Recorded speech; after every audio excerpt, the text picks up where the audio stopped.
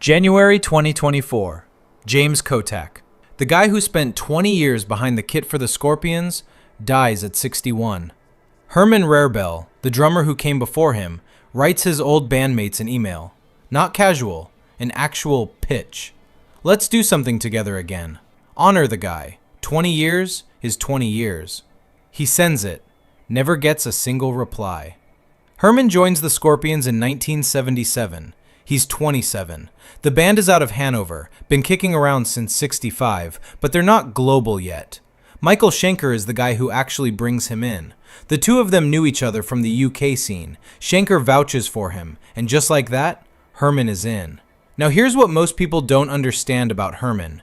Dude is not just the drummer. He's in the writer's room. Klaus Meine sings the songs, but Herman writes the words. Rock You Like a Hurricane, Blackout, Bad Boys Running Wild, among others. All Herman. And on top of that, he's straight up composing tracks. Another Piece of Meat, Falling in Love, the second single off Savage Amusement. And check this out. The original title wasn't Rock You Like a Hurricane. It was F You Like a Hurricane. That was Herman's pitch. The label told him, "You're completely out of your mind." His response years later? I was. They cleaned up the title, but Herman still snuck in a few lines that definitely would not fly today. And every record he touches lands. Blackout drops in 1982 and becomes their first American platinum album. Love at First Sting comes in 1984, the one with Hurricane on it, and goes double platinum. Savage Amusement, platinum too. By the time it's over, Herman has played on 8 studio albums. The band has moved 32 million records worldwide, and the walls are covered with 78 gold records, 30 platinum records, an Echo Award, and a World Music Award. He is not a session guy. He is one of the 5 people who built this band. And for most of the 80s, that is exactly how it runs. 5 guys, 1 democracy. Everybody brings ideas, everybody gets a voice, and everybody shares in what comes back. Then Klaus raises one song without him, and that is the end of the democracy. August 1989, Moscow Music Peace Festival, Lenin Stadium. The Scorpions hit the stage in front of 300,000 people, one of the first Western hard rock bands ever allowed to play the Soviet Union. Herman is behind the kit, Klaus is out front. The whole place is shaking. Klaus goes home from that trip and starts writing Wind of Change, alone, no co-writer. It lands on Crazy World in 1990. It doesn't just hit, it takes over the planet. 14 million copies, the best-selling single by any German artist ever. German television later names it Song of the Century, and the song becomes the unofficial soundtrack to the fall of the Berlin Wall. Which means there is now a massive new publishing check sitting on the table. And by Herman's own account, that is the exact moment Klaus turns around and changes how the entire band works. Klaus tells him, "I wrote the biggest hit for you guys, so from now on, I will write the songs."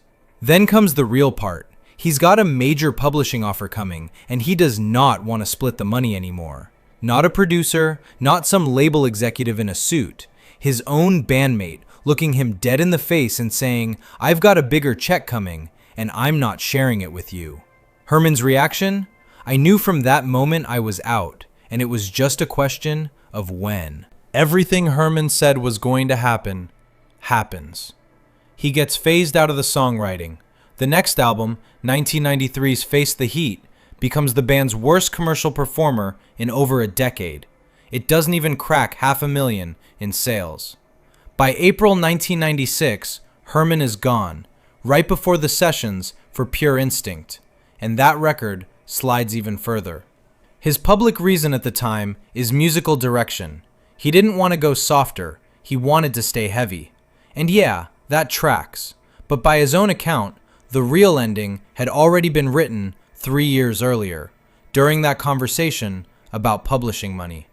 James Kotak takes over on drums and sticks around for 20 years, longer than any drummer in the band's history. But Herman doesn't just sit around bitter. He co-founds his own label, Monaco Records, with Prince Albert of Monaco.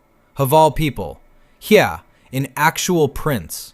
Herman puts out solo albums, writes his memoir in 2011, ends up back in England and forms Temple of Rock with Michael Schenker. Then he takes that band around the world. Are you a little bit sad not be a member of them anymore? For me, my philosophy is anyway, don't look back in anything in life because that is past. You cannot change the past. For me, only the now exists. I live in the everlasting now or in the future.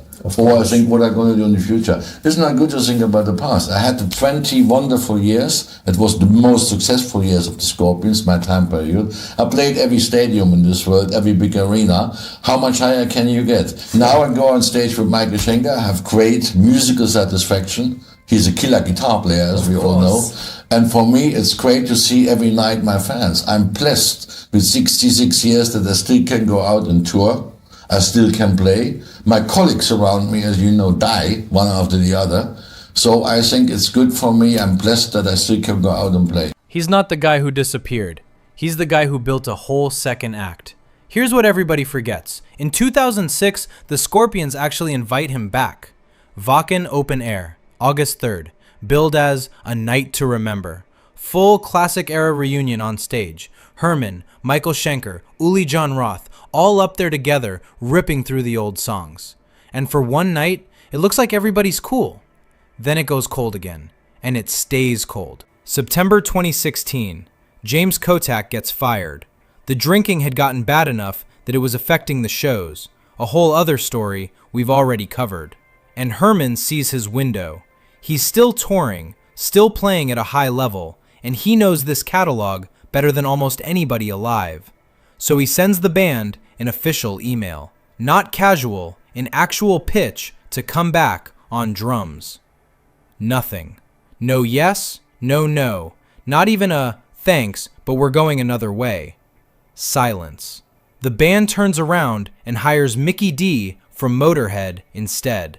They asked me to come out to, actually on Friday was the show, come out as a stand-in because James had problems. He had health problems. So, and then they told James, what I understand, that there's a drummer here now. He, you better shape up. And he did. He played great. So every show that I was following them secretly to every city for 3 weeks.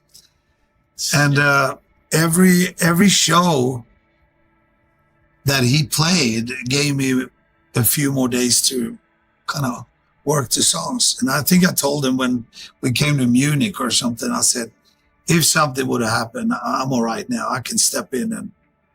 But he played great. He played those 3 weeks, and I went back to Sweden, and that was it. And they called me back and said, can you finish out the year?